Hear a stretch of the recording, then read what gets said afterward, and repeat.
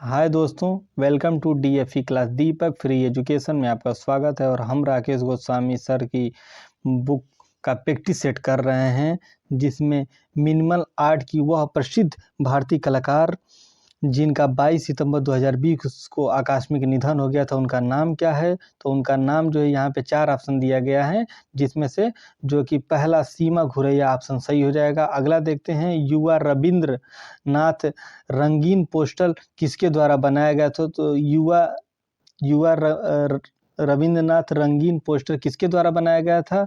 तो इसमें मुख्य रूप से अवनींद्रनाथ टैगोर के द्वारा बनाया गया था। बी ऑप्शन सही हो जाएगा। अगला देखते हैं, रविंद्र संगीत के रचनाकार कौन है। तो रविंद्र संगीत के रचनाकार रविंद्र जैन है, महादेवी वर्मा है, रविंद्रनाथ टैगोर हैं, महात्मा गांधी है, महादेवी वर्मा है। तो इनमें से कौन सा आंसर सही हो जाएगा।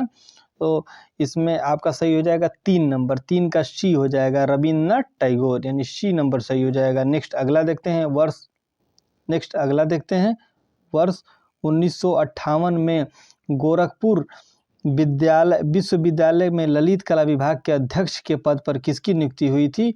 तो यह मुख्यतः देखा गया असित कुमार हलधर, क्षितिज मजूमदार, डीपी धुलिया, रामचंद्र शुक्ल। इन चारों में से कौन सा सही हो जाएगा। तो ये डीपी धुलिया सही मुख्य कलाकार रहे हैं, या सी ऑप्शन आप लोगों का सही हो जाएगा, डीपी धुलिया। अगला देखते हैं, मन मयूर वास किसकी रचना है। तो मन मयूर जो मुख्यतः जो रचना रही है वो राजा रवि वर्मा की रही है, बद्रीनाथ आर्य की रही है, डॉक्टर राशि बिहारी अग्रवाल की रही है, राजेंद्र प्रसाद की रही है। इनमें से कौन सा सही ऑप्शन हो जाएगा। तो मुख्य रूप से ये बद्रीनाथ आर्य की रही है, यानी आप लोग का जो है कि बी ऑप्शन सही हो जाएगा, बद्रीनाथ आर्य। वह विख्यात चित्रकार जो अपने जीवन के अंतिम समय में कुष्ठ रोग का शिकार हो गए थे। छठा क्वेश्चन का जवाब दीजिए। वह विख्यात कलाकार जो अपने जीवन के अंतिम समय में कुष्ठ रोग का शिकार हो गए थे। पाल गोगा थे, गगनेन्द्रनाथ टैगोर थे, रामकिकर बैस जी थे तथा अमृता शेरगिल थी। इनमें कौन सा आंसर सही हो जाएगा। तो पहला आंसर जो है, पाल गोगा जो थे अपने जीवन के अंतिम काल में कुष्ठ रोग से प्रभावित थे या कुष्ठ रोग का शिकार हो गए थे। ए ऑप्शन आप लोग का सही हो जाएगा। नेक्स्ट अगला देखते हैं, अगला क्वेश्चन देखते हैं 7 नंबर। पाल गोगा की कला के आधार बने हुए हैं। तो पाल गोगा की जो कला के आधार बने हुए हैं, ताहितियन द्वीप के आदिवासी, अफ्रीकन आदिवासी, भारत की मुंडा जनजाति तथा इनमें से कोई नहीं। कौन सा ऑप्शन सही हो जाएगा।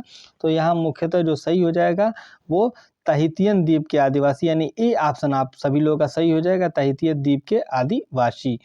अगला देखते हैं 8 नंबर, अमृता शेरगिल की कला पर किस प्रसिद्ध यूरोपीय चित्रकार का प्रभाव रहा। अमृता शेरगिल की जो कला रही उन पे किसका प्रभाव रहा। वान गांग का रहा, पाल गोगा का रहा तथा एडगर देगा का रहा तथा पाब्लो पिकासो का रहा। किसका प्रभाव रहा उसमें अमृता शेरगिल को पर जो है कि पाल गोगा का प्रभाव रहा, यानी बी ऑप्शन यहाँ पर सही हो जाएगा आप सभी लोगों का। बिंदु रेखा। अगला देखते हैं, बिंदु रेखीय कला किसकी देन है। तो बिंदु जो रेखी कला है वो मुख्य रूप से रामेंद्र चक्रवर्ती का है, बीरेन डे का है, एस.एच. राजा का है, यामिनी राय का है। इनमें से कौन सा ऑप्शन सही हो जाएगा। तो 9 नंबर का रामेंद्र चक्रवर्ती आप लोग का ए ऑप्शन जो है कि सही हो जाएगा, ए वाला ऑप्शन सही हो जाएगा। कलाकार नीरोद मजूमदार का जन्म कहाँ हुआ था। तो कलाकार नीरोद मजूमदार का जो जन्म हुआ था शांति निकेतन में हुआ था, कलकत्ता में हुआ था, इलाहाबाद में हुआ था, मुंबई में हुआ था। जो शांति निकेतन में जो कलाकार रहे नीरोद मजूमदार, इनका जो मुख्यतः जो जन्म हुआ है वो कलकत्ता में हुआ था, यानी बी ऑप्शन आप लोग का सही हो जाएगा। अगला देखते हैं, दिल्ली को अपने कार्य क्षेत्र के रूप में किसने चुना था। दिल्ली को कार्य क्षेत्र के रूप में किसने चुना था। डीपी राय चौधरी ने चुना था, अवनींद्रनाथ टैगोर ने चुना था, शारदा चरण वकील ने चुना था, यामिनी राय ने चुना था। इनमें से कौन सा सही जवाब हो जाएगा। तो जो दिल्ली को कार्य क्षेत्र चुना है वो शारदा चरण वकील ने चुना था, शारदा चरण वकील। सी ऑप्शन आप लोग का सही हो जाएगा। अगला देखते हैं, एहोल के एपिडियल प्लान पर निर्मित जो मंदिर है वो किसका मंदिर था या किससे संबंधित है। एहोल के एपिडियल प्लान का निर्मित जो मंदिर है 12 नंबर, और 12 नंबर लाड़खा का मंदिर है, दुर्गा का मंदिर है, मेघुती मंदिर है तथा कोतीगुड़ी मंदिर है। कौन सा सही हो जाएगा। तो 12 नंबर का मुख्यतः आपका जो है सही हो जाएगा, ये दुर्गा मंदिर है, यानी बी ऑप्शन आप लोग का सही हो जाएगा, बी ऑप्शन आप लोग का सही हो जाएगा, दुर्गा मंदिर है। अगला देखते हैं, किस मूर्ति शिल्पी की ख्याति विशालकाय मूर्तियों में सृजन के कारण हुई है? विशालकाय मूर्तियों में सृजन के कारण हुई है। कर्माकार, श्री महात्रे, शंखो चौधरी, राम की करवैज। जो 13 का जो सही आंसर हो जाएगा वो कर्माकार होगा, कर्माकर हो जाएगा 13 का ए, पहला आंसर जो है इसका सही हो जाएगा। अगला देखते हैं, अगला क्या है, 14 नंबर देखेंगे। निम्न में से कौन सा एक तत्व छापा चित्रण में से संबंधित रहा है? जो मोल्टिंग रहा है, एक्वाटिंग रहा है, ग्वाश रहा है, वीविंग रहा है, कौन सा इसमें सही हो जाएगा? तो 14 का एक्वाटिंग रहा है, बी नंबर सही हो जाएगा, और बी सभी लोगों का सही होगा। एक्वाटिंग बी वाला ऑप्शन जो है कि सही हो जाएगा।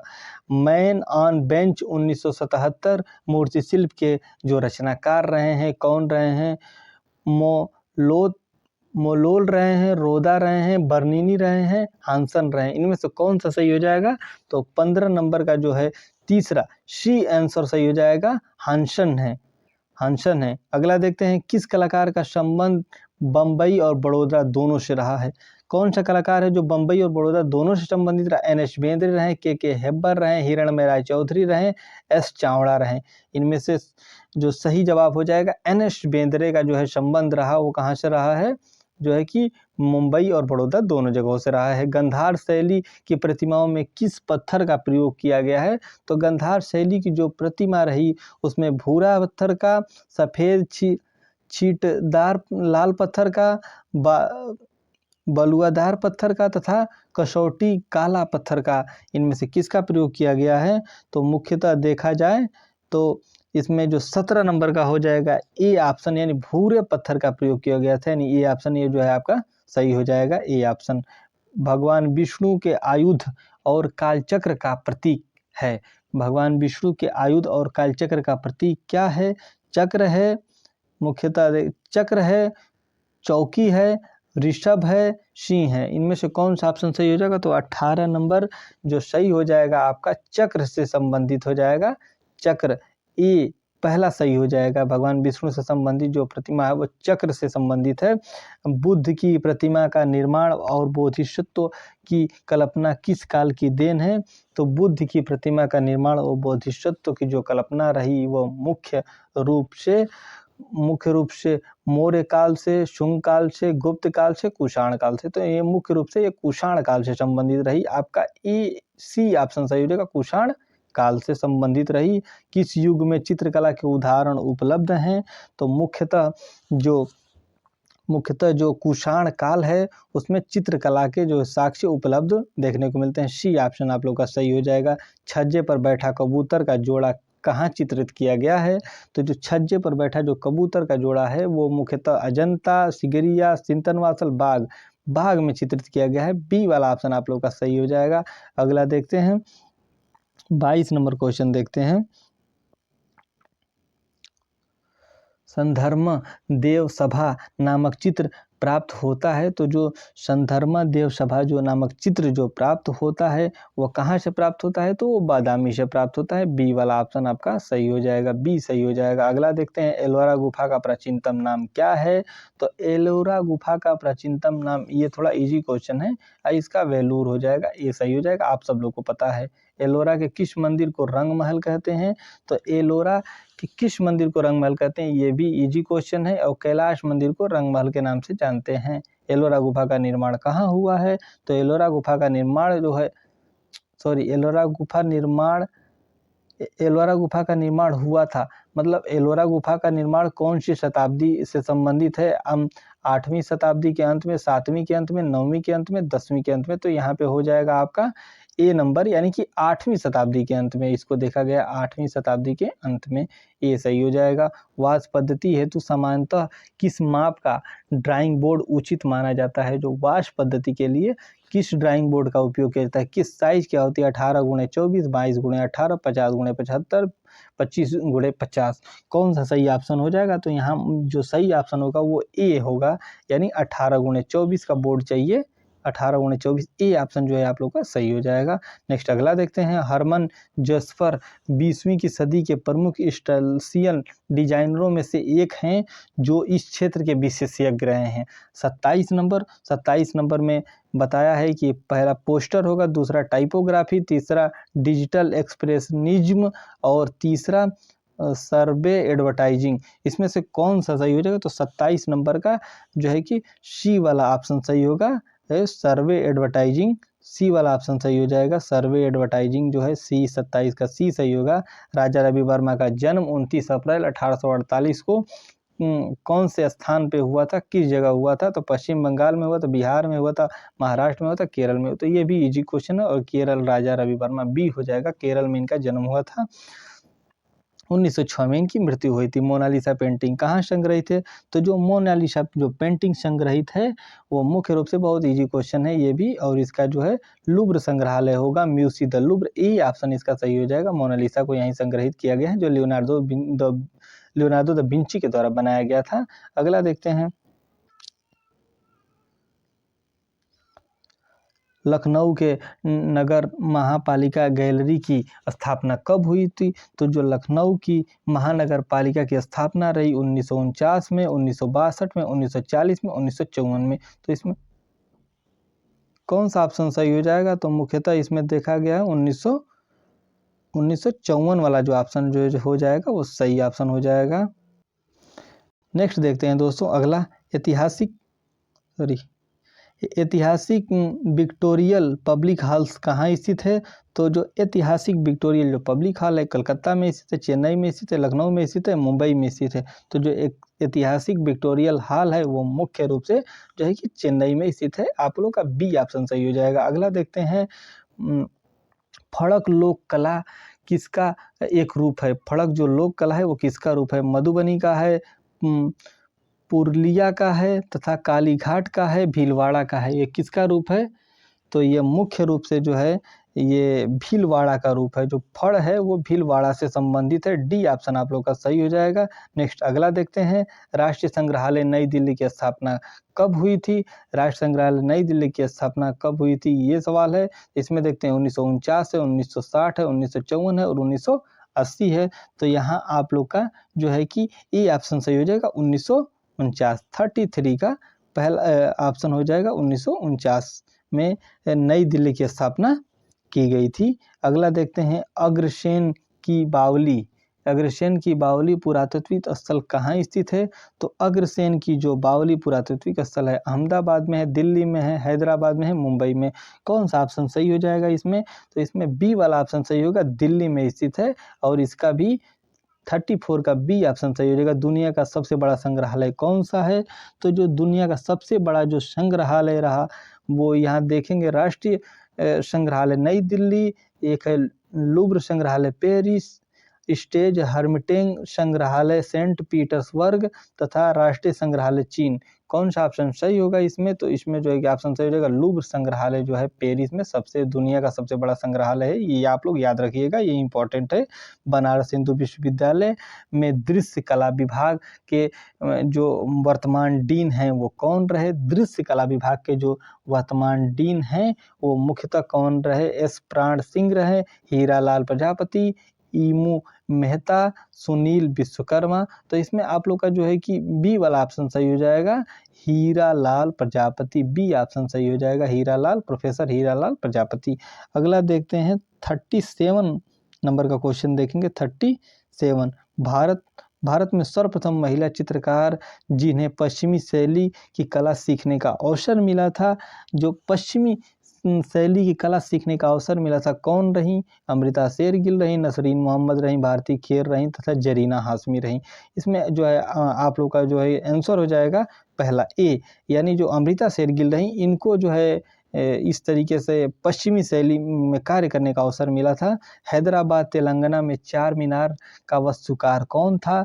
तो हैदराबाद और तेलंगाना जो है ये आप सभी लोग को पता होगा, फिर भी देखते हैं। हैदराबाद और तेलंगाना में जो चार मीनार की स्थापना किया गया मीर मोमिन अस्त्रवादी के द्वारा किया गया। मीर मोमिन भी याद रख सकते हैं सिंपली यहाँ से।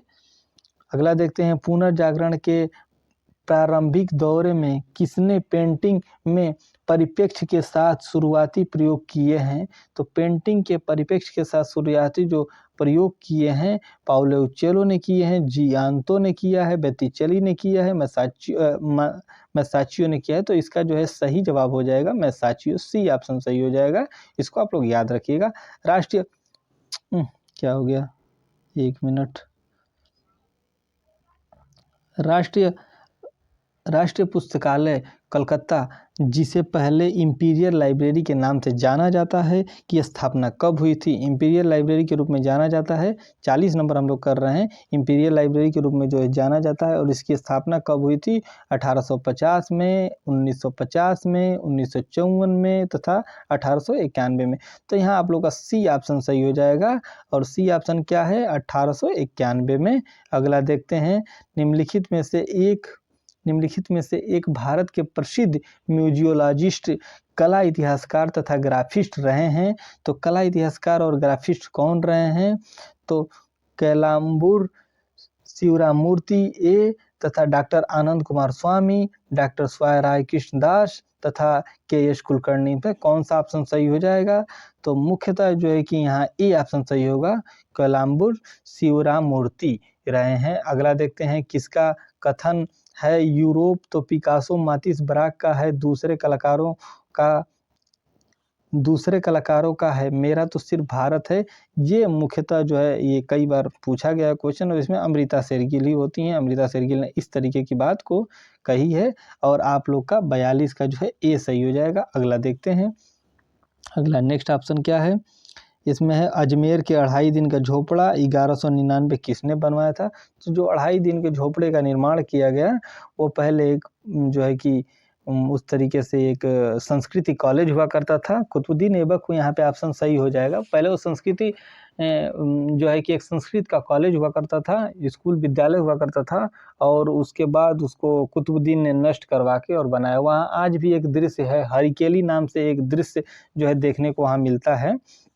वाश पद्धति किसके द्वारा लखनऊ लाई गई थी? तो वाश पद्धति जो मुख्यतः जो है कि असित कुमार हल्दर के द्वारा लखनऊ लाई गई थी। ए ऑप्शन यहाँ पे आप लोग का सही हो जाएगा।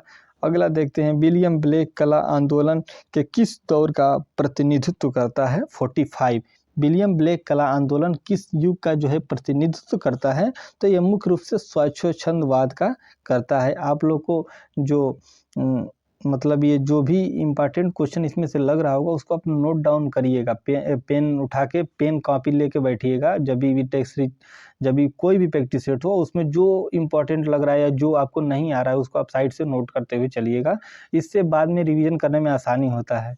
आगे देखते हैं, कर्नाटक के विजयवाड़ा में स्थित गोल गुंबद के निर्माण में किस प्रस्तर का प्रयोग किया गया है? मतलब कर्नाटक में जो गोल गुंबज बना हुआ है, उसमें किस प्रस्तर का प्रयोग किया गया है? तो मुख्यतः वह गहरा स्लेटी बेसाल्ट का प्रयोग किया गया। ए ऑप्शन आप लोग का सही हो जाएगा। अगला ऑप्शन देखते हैं, Lucknow college of art craft में वर्तमान डीन हैं। लखनऊ इस समय लखनऊ आर्ट क्राफ्ट में जो वर्तमान डीन है, उनका नाम जो है कि यहाँ पूछ रहा है 47 नंबर में, और 47 नंबर का आलोक कुशवाहा हो जाएगा। ए वाला ऑप्शन आप लोग का सही हो जाएगा। नेक्स्ट अगला देखते हैं, 48 कर रहे हैं। आज जो है कि 50 प्रश्नों की श्रृंखला को ही टच करेंगे।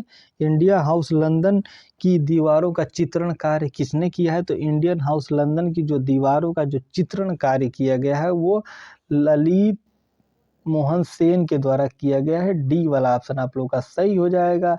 नेचुरल हिस्ट्री ऑफ ब्यूफो एक्वाटिंग किसकी रचना रही है? तो नेचुरल हिस्ट्री ब्यूफो एक्वाटिंग जो रचना रही है, वो मुख्यतः जो रचना में पिकासो की रही है। पिकासो, बी वाला ऑप्शन सही हो जाएगा। अगला देखते हैं, एपोकेलिपस 14 काष्ठ चित्रों की श्रृंखला किसका है? तो एपो जो कैलिपस है, 14 काष्ठ रंगों की जो श्रृंखला रही है, ड्यूरर की रही है। पाश्चात्य कलाकारों को भी ध्यान देना होगा, इसलिए कि यूपी टीजीटी के सिलेबस में नहीं है, फिर भी यहाँ से क्वेश्चन बनते हैं, और हमें अगर सिलेक्शन पाना है तो हमें तैयारी करना होगा। 50 क्वेश्चनों की श्रृंखला आज समाप्त हुई। इसी के साथ आप लोग डीएफई क्लास में बने रहिए। लाइक सब्सक्राइब कमेंट करते रहिए, फॉलो करते रहिए, अपने दोस्त मित्रों को भी बताइए। इसी के साथ ओके बाय। नेक्स्ट डे के लिए हम लोग फिर मिलेंगे। जो बचा हुआ जो प्रैक्टिस सेट है उसको अगले दिन कराया जाएगा।